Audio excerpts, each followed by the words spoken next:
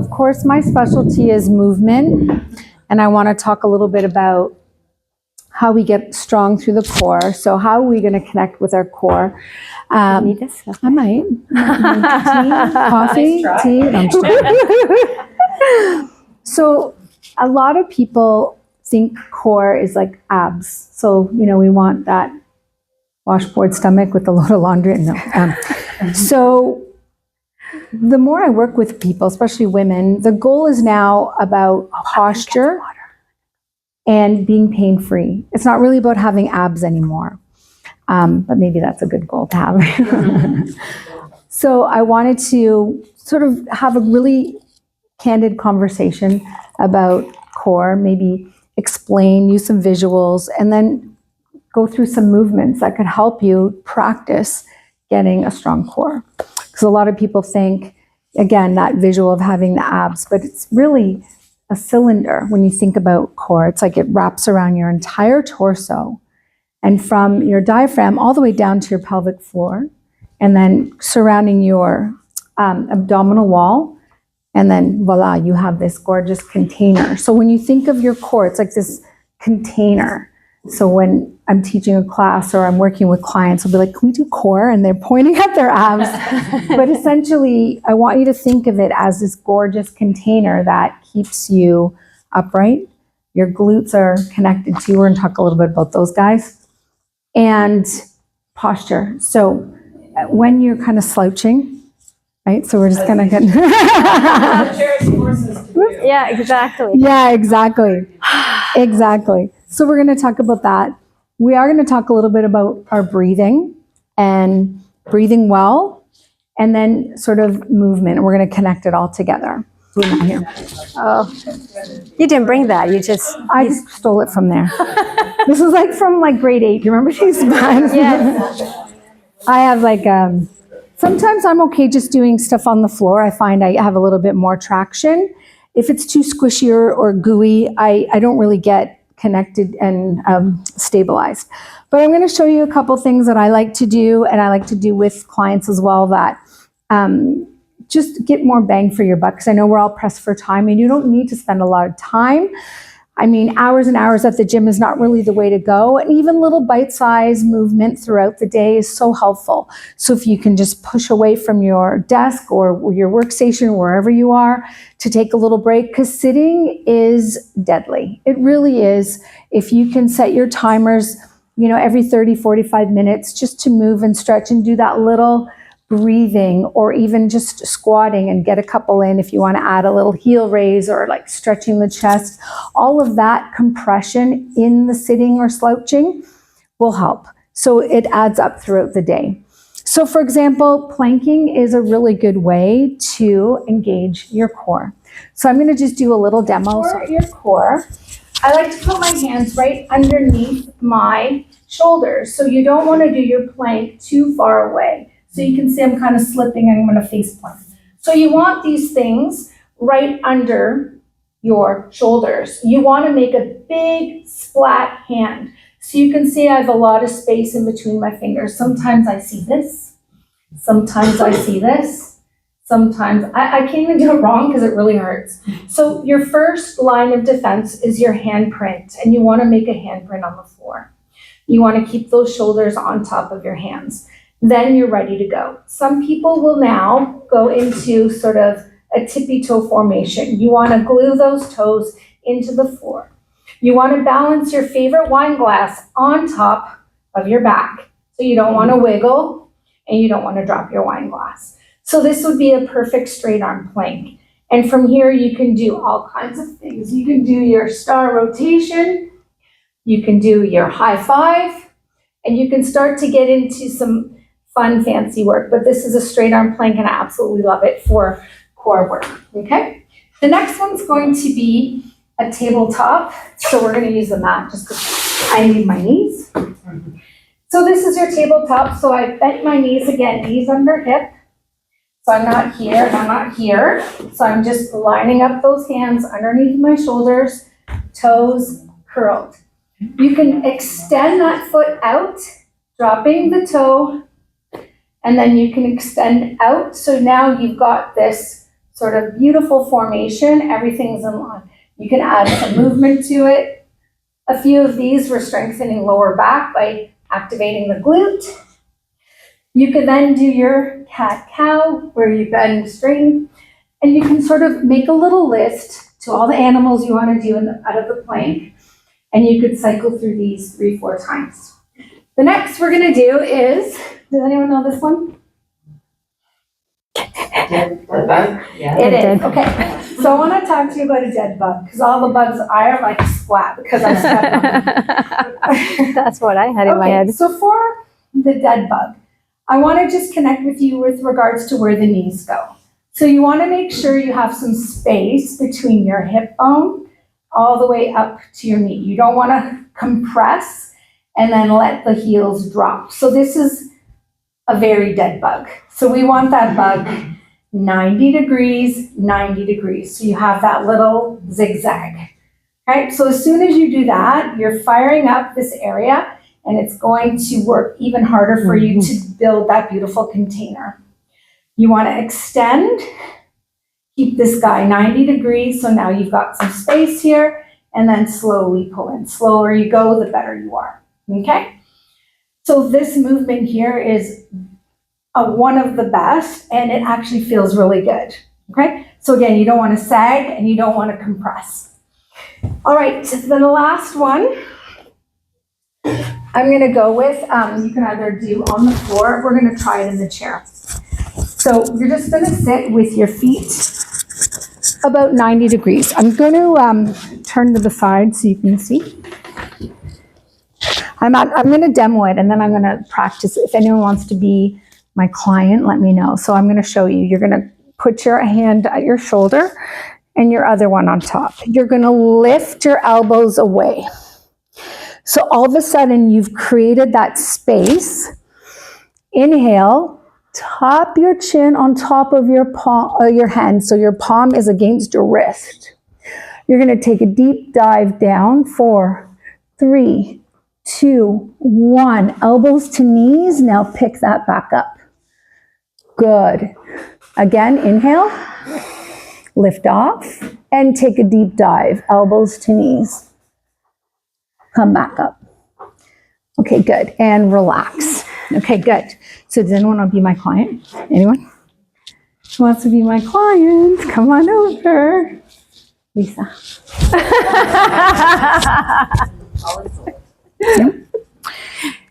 Yeah, you're good, you're good. Yeah. Do you want to put on my coat? Sure. Okay, do you want to put the chair there and just come on in. So I'm going to show you something that's going to feel extraordinary for your lower back. If you ever, does anyone ever get that pain right there and you just went to reach for the shampoo bottle and now you're done for the day? So this is a really good one. Okay, so back to the X. So what you don't want to do is you don't want to sink and then move forward. You want to make sure there's a rod sticking from your hip to your elbow, round the back a little bit, chin against, okay? Take a deep dive. 1. Now we're going to turn, slowly tap the knee, and then inhale, come back up, okay? Ready? So everyone's going to try that. So again, you're going to inhale and head to the diagonal. 3, 2, 1. Can you get that elbow outside your knee? Good. Come back up and realign. Good. How did that feel? Go, go, go. Turn. Try and touch the outside of your knee and come back up. Good. Now just switch your hands. Try the other side. Inhale. Now take a deep dive, and when I cue you, you're going to turn. Now, 3, 2, 1. Oh, that was a good one. Come back up. Okay, thank you. You're good. You're good. Okay.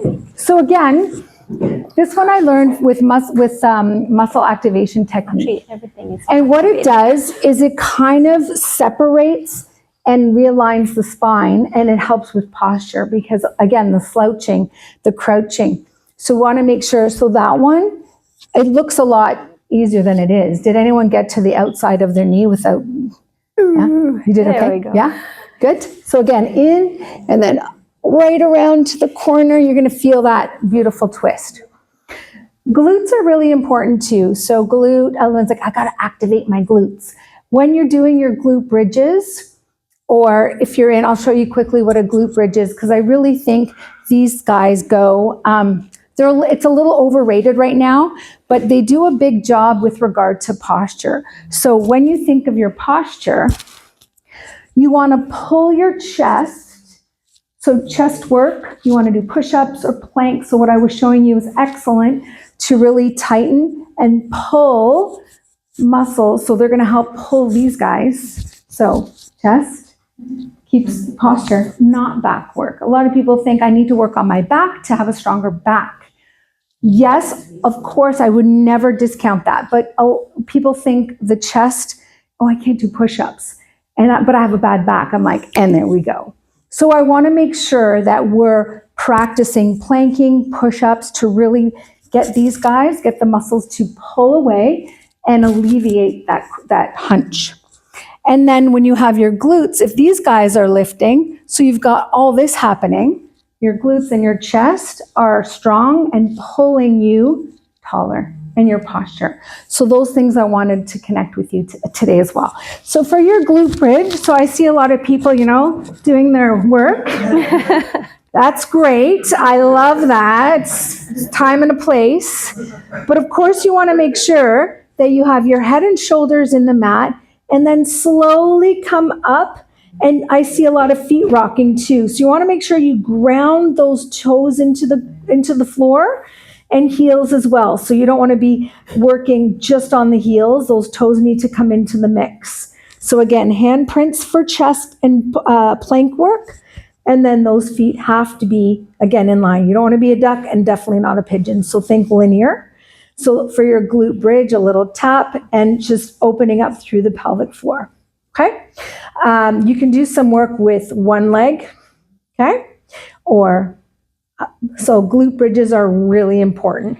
I see a lot of people pressing up against something and I'm going to try and do it wrong. Right? Yes. Where this thing. So yeah, you want to look forward. So I'm going to do it like this, and then you want to look up.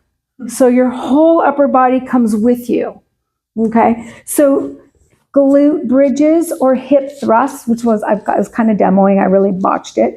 But the goal is to have the whole body moving in unison versus just sort of this pelvic Elvis thrust thingy going on. Okay, so again, let's just recap with planking. So we're going to activate and have everything lined up. Breathing, so your breath work, so you're really figuring out where your breath is going and filling up those lungs to support the work and get out all that expiration and fluid. Then you're going to go into a chest and glute work, so that helps posture. Taking little breaks so you're not sitting too long. Again, if you have to drive far or long drives and you have those pit stops, definitely stretch or take 5 minutes out to do something to, energize the muscles. 10, 15 minutes a few times a day really adds up. Again, if you don't give up because you don't have an hour. 5, 10 minutes can do a whole lot of good for you. And then lastly, with some of that work doing the dead bug or the bird dog, so all the animals. So you can sort of recap those, spend 5, 10 minutes on those, and they'll be even before bed, just to kind of set the tone so you can relax and have like a restful sleep. So is there any questions about training or the myths, or I heard this, or help me with that? I'm here for it. We can just do a little Q&A if you have. What works, what doesn't work? What about the sit-up? Adding weight. A lot of people will add weight to their sit-up. I'm about slow and steady wins the race. Try not to rush, and you don't need to blast. Like I would see people throwing a medicine ball, and I'm like, what are you doing? You're gonna rupture your spleen. So ladies, just take it easy, breathe, slow is good. You don't have to, overdo it or harm yourself thinking, feel the pain, feel the burn to get the benefit of a stronger core. Any questions?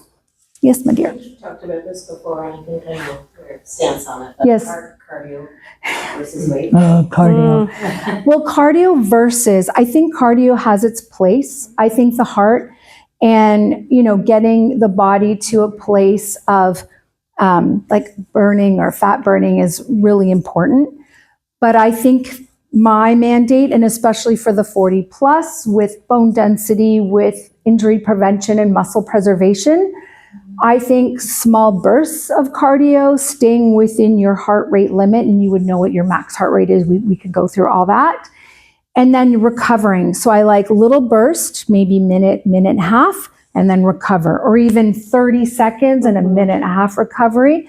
I like doing slow, steady hill training. So walking up a hill or a little like side work. Again, those who've done my class know, and you can actually feel it. So if cardio's your thing, it's great. But if you're looking for body composition, meaning you want to look better and you want to have that overall leaner look, shorter bursts, longer recovery, and strength training minimum 2 to 3 days a week.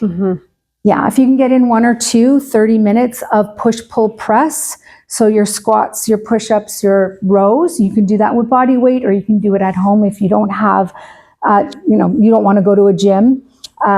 Those are my go-tos. And everyone I've worked with who does the strength training and approaches cardio with those little bite sizes and longer recovery, they getting stronger. They look way better than those that are hammering it out for an hour and a half on the Stairmaster.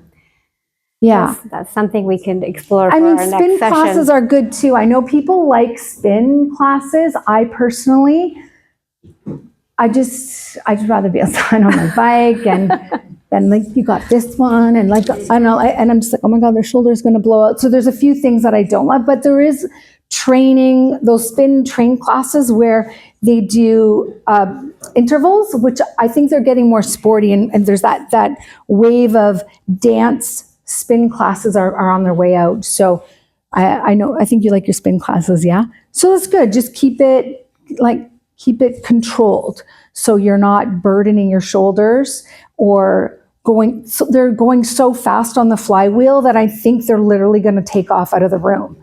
So I just caution on that. Yeah. It's I can contest. Yeah. I do training for triathlons and I bike a lot. Since I train with Teri, I don't run that much and I don't bike that much. But whenever I get on the run or the bike, I feel all together because I've been working all the different parts of my body. So they're feeling stronger and I'm not feeling falling apart when I finish a run or I finish a bike. So it really has changed my way of training, really, per se. So yeah. So that's a really good question too, because people are like, I want to get ripped, so I'm just gonna like do hours of cardio, and I'm like, oh honey, like you're gonna rip your joints. Yes, exactly. So again, slow and steady, strength, controlled, posture, technique, push, pull, press, all those little nuggets of information are really helpful for women because you're going to look better and you're going to feel better and you're going to sleep better and you're going to burn more calories because you have lots of muscle and you're going to feel great. You can have more chickpea, you can have more hummus. We have a topic or a theme for next time. Yes, we'll definitely talk about that.